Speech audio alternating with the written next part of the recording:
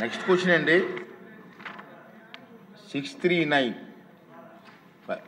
Sir సభ్యులు లేరు YCP MLAs నా దీని మీద చిన్న వివరణ ఇవ్వాలనుకుంటున్నానండి.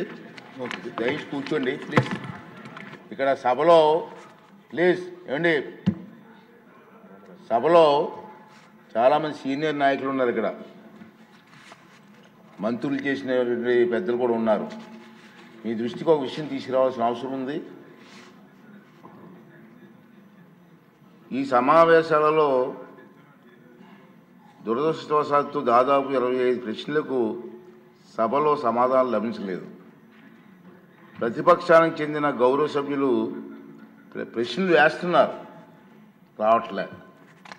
దాని మీద దాని కారణం ఏంటంటే వాళ్ళు ప్రశ్నలు వేయడం వల్ల మరొక 2 మెంబర్స్కి మాట్లాడే అవకాశం పోతుంది. అది సమంజసం కాదు ప్రజాస్వామ్యంలో. కానీ ప్రశ్నలు అడగడానికి సభలో ఉండటం లేదు. మీరు చూస్తూనే ఉన్నారు, ప్రశ్నలు వస్తున్నాయి, వాళ్ళు సభలోకి రావట్లేదు. ఈ కారణంగా సభలో ఎవరో ఒకరి ద్వారా మరో 2 ప్రశ్నలు అడిగే అవకాశం కోల్పోతున్నారు. ఇది చాలా దురదృష్టకరం. సభకు ఎన్నికైన గౌరవ సభ్యులు సగర్వంగా సభకు రావాలి. ప్రజలు ఎన్నుకున్నారు మిమ్మల్ని, సభలోకి వెళ్ళి మా సమస్యలు మాట్లాడమని. సభకు రావాలి. ఎవరికీ కనిపించకుండా వచ్చి సభ్యులు హాజరు పట్టికలో సంతకాలు చేసి వెళ్ళిపోతున్నారండి, దొంగల్లాగా వచ్చి. మీరు గౌరవ సభ్యులే, ప్రజలు ఎన్నుకున్నారు, మీరు ఎమ్మెల్యేస్.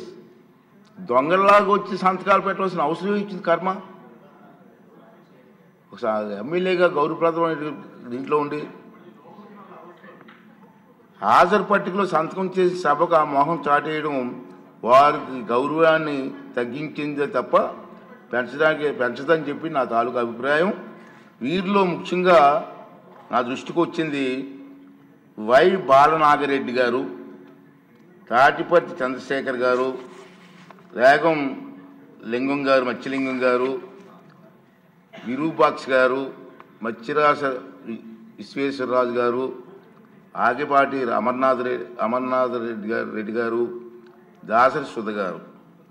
మనం చూసాం, మనం గవర్నర్ ప్రసంగం ముగిసిన తర్వాత అంటే ఫిబ్రవరి 24వ తేదీ తర్వాత వేరు తేదీల్లో అటెండెన్స్ రిజిస్టర్లో సంతకాలు పెట్టేట్టు నా దృష్టికి వచ్చింది. అంత దొంగచాటును వచ్చి ఒక దొంగల మాదిరిగా సంతకాలు పెట్టవలసిన అవసరం లేదు. కానీ వారు ఎవరు కూడా నాకు సభలో కనిపించలేదు. సంతకాలు ఉన్నాయి కానీ సభలో కనిపించారండి మీకు ఎవరికన్నా? నాకైతే కనిపించలేదు. ఇది ఎంతవరకు సమంజసం వారే నిర్ణయించుకోవాలి. మనల్ని ఎన్నుకున్న ప్రజలు మనం ఆదర్శంగా నిలవాలి తప్ప ప్రజలకి, మీకు ఓట్లేసిన ప్రజలకి తలవంపులు తెచ్చేలే ప్రవర్తించకూడదని చెప్పి నా అభిప్రాయం. ఈ సభ ముందు పెట్టాలని చెప్పి నేను ఈ 2 విషయాలు మీకు తెలియజేస్తానండి.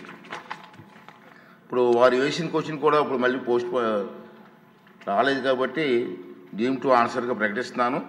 నెక్స్ట్ క్వశ్చన్ 551 మినిస్టర్ గారు ఫరూక్ గారు.